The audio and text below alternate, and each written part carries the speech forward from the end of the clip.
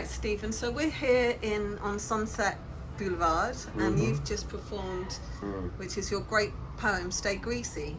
And the West LA Gypsy of the 90s I did for you. You did, and they were both mind-blowing. So tell me, when did you write them and how? When, where, how, who, with?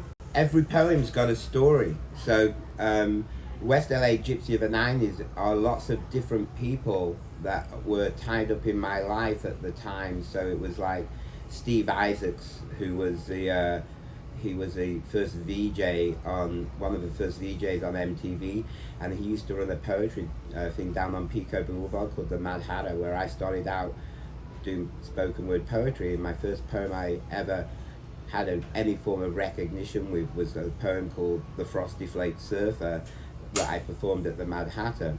So the poems I did for you today, that was probably came about different people that I used to meet at the Insomnia Cafe, which is in my TV series Stay Greasy Baby, and that's going to be, and there were the guys who wrote Friends were working in there on Friends, and there was all different people coming in there. And I remember there was a woman, she came in, or a young girl, she wore sunglasses, and she once said to me, what do you think of these sunglasses? And I said, and then it just came to me, and you know, all the scenes of Los Angeles just hung around in that poem. And every poem has Stay Greasy Baby is about a time when I used to wear L'Oreal gel in my hair, as my hair was going and leaving me from being a big hair bear bunch kind of afro comb thing to leaving me, it came down to a greased back thing with a ponytail, and that became Stay Greasy Baby, it's a long slide down. You know, you don't mean slicking it back with L'Oreal because you're worth it, or slicking it back like Steven Seagal. And that line came down because Steven Seagal used to hang out down in West Hollywood there, had a studio, and Kelly LeBrock was hanging around at the time, and you know, I got chatting with her, and I don't know, the poem just kind of made itself. But you know, I could go through every single poem, and there's a history to everything I write. There's always a reason. So what's the spoken poetry scene like in LA at the moment? Now that I'm in town, it's probably all right. But I used to have a show at the Standard Hotel, and Anna McGee used to come in and DJ and stuff like that. And but the scene right now is the new kids are coming up, and like old cats like me, you know, just like, you know, we're hanging around like who knows. I think that there's been a big rebirth in my work right now, and I just did a gig in Soho at Plaster, which is in Great Chapel Street in Soho, and I did a gig there, and it was fantastic. I mean, it was just a beautiful crowd, and that was about a month ago, and then I took off for Australia the next day. But you know, it was just a magical evening. So yeah, I'm getting the buzz again, but I'm so busy writing scripts and stuff. But poetry is my fruit, you know, my love, and it's what I'm known for. So, you know. Yeah. So who is your biggest inspiration? I was inspired by the beats, and people go, oh, are you very beat? I'm not beat. I've got meter, but I'm not beat. But I was influenced by the beats. Of course, obviously John Cooper Clarke, and I wrote a poem about John Cooper that was an ode to John Cooper Clarke that went. So the poem really was grinding, winding, woke to the sounds of dump truck music, paracetamol head grinding, winding out that Manchester laneway. There's not much left of that wild night across that laneway, just skin and bones and some scrumptious duck being turned to muck, thrown into the Manchester dump truck. Total madness awakes me, the grinding sends me nervous system fucking crazy. The bathroom delays me, first piss I miss and I hit my feet. I feel dead beat at the toilet seat, not like the holy trinity of best Law and Charlton. Press down the finger on the can. In the sink there's a giant mountain of Gillette foam. I'm inspired. Tonight I think I'll turn on the TV and watch United. If we win, we'll all be bleeding excited. I cut the shave as a drop of blood, but I feel good. There's no sound. That grinding's gone away to attack another neighbour. And I realise now I'm in Manchester. And I realise now I must be walking on sacred ground. And that was owed to John Cooper Clarke, and who knows me, and I know John Cooper Clarke. In my series, I got him as a little cameo role, and I don't think it'll be played by him because he's too old now. And what about people like, Morrissey and these other? Oh yeah. No, I'm totally influenced by the deadpan. In fact, I'm coming away from Morrissey. I'm good friends with Tim Burgess of the Charlatans, and that's also that manic sound. And so I'm much closer with Tim, and I did when Tony Wilson, a few years after Tony Wilson's death, there was a 24-hour think tank on his life in Manchester, and it was called the Tony Wilson Experience, and I interviewed Alan McGee and Tim Burgess, and then on that same bill was Steve Coogan, and is it Peter Hook, and John Cooper Clarke, and a real kind of hip crowd, Manchester crowd. But I'm really, I was back in Manchester, and I'm influenced by Manchester, but I'm really influenced by New York and LA, and I think that I started writing in the States, and I'm getting my voice back already since I've been here. Everything I'm seeing in verse and rhyme again. It's kind of weird. What does that look like then? It's amazing. It's just like, I said something to my friend on the phone in New Jersey this morning, and I just started saying some words, and I can't remember now what those words were. They'll probably come back to me later. And it was almost like, wow, yeah, this is what I do. LA is where I write my best material. It all comes back to life here. And so it's like, it's all about matzo ball soup and canters and, meeting people and, billboards. Connections. If you can't become a poet in LA, you'll never become a poet. This is like fucking material. It's right. This is where the material is, right here on the boulevard.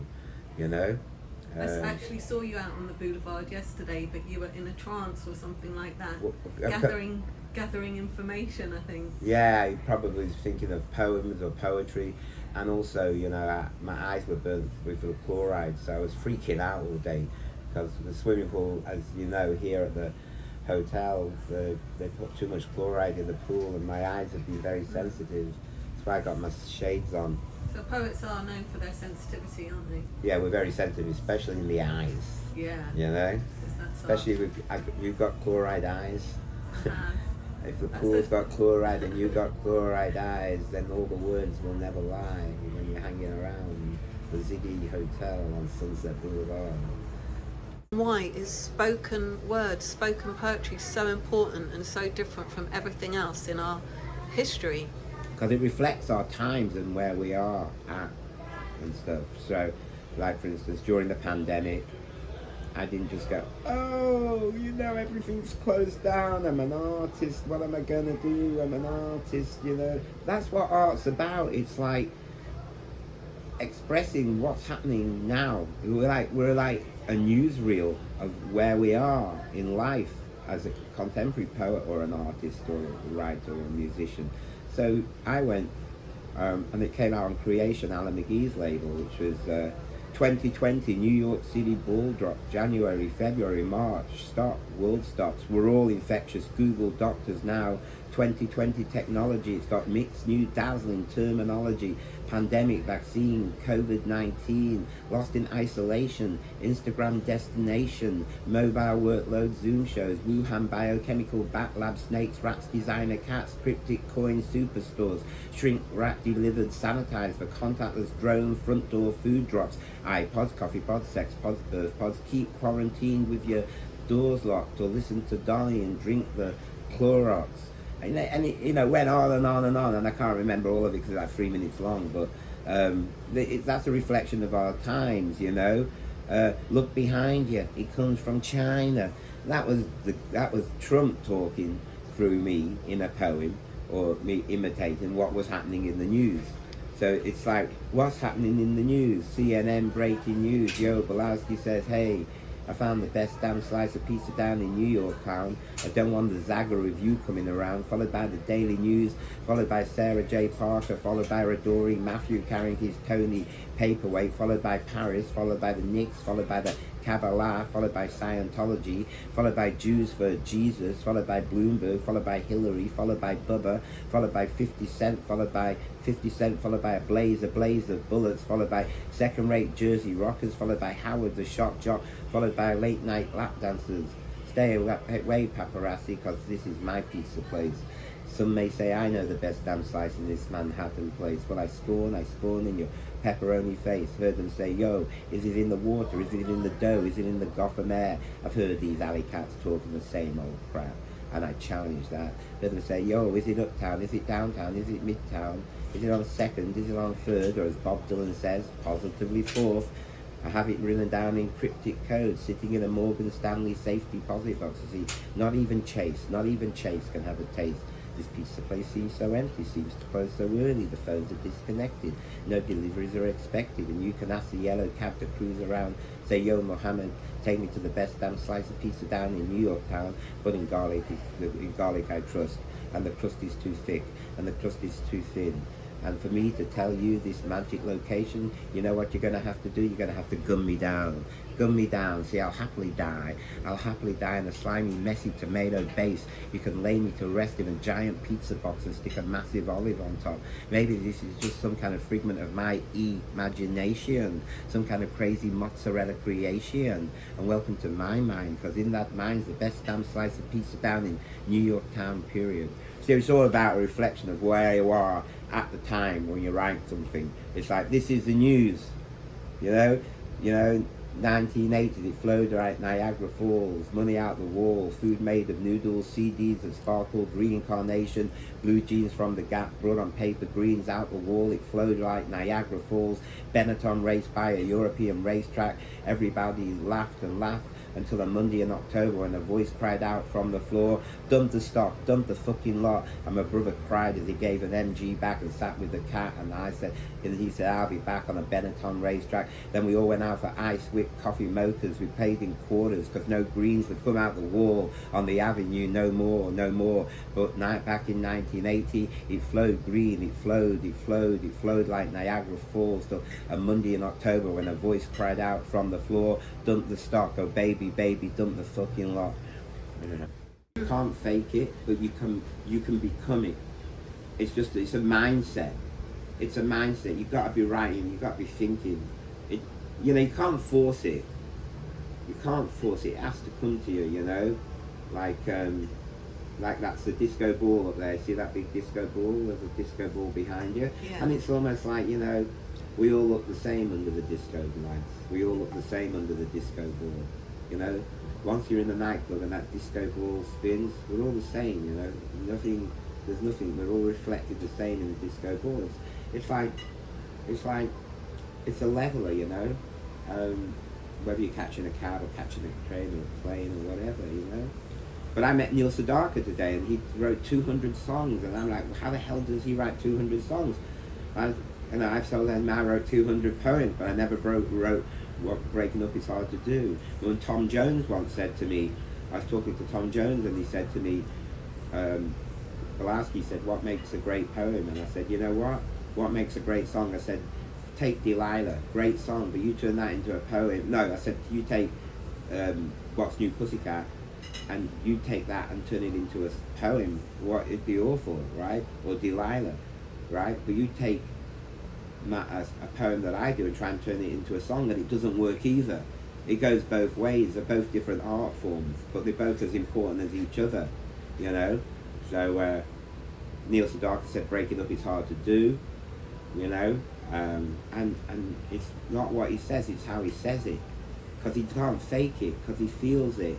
Or Chuck Berry says Johnny be good, he can't fake it,